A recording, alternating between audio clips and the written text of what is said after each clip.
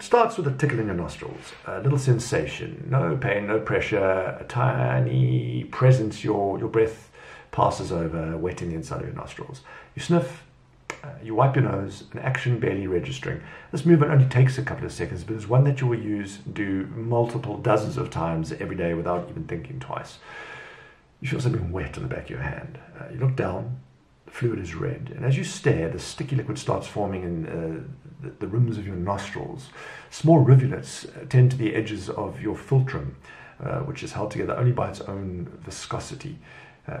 So you pinch the side of your nose immediately. Small drops of blood are squeezed out in there, and you feel them fall into your hands and your lips. And the liquid that's left on the outside of your nostrils begins to dry, leaving a red stain. But the bleeding doesn't stop.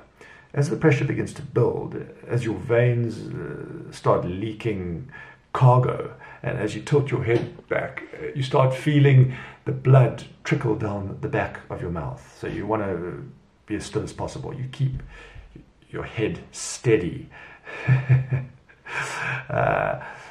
And you feel the liquid starts tickling the hairs inside your nostrils, which is an itch that's impossible to scratch. And as time passes by, you begin to wonder if you've waited long enough, if the wound has repaired. And after multiple minutes, you slowly take your hand off, which leaves red marks in your skin. Slowly, the liquid resumes, and it squeezes its way through the clotted blood, brushing the nasal hairs. The gap is not yet sealed. This liquid is really hard to solidify.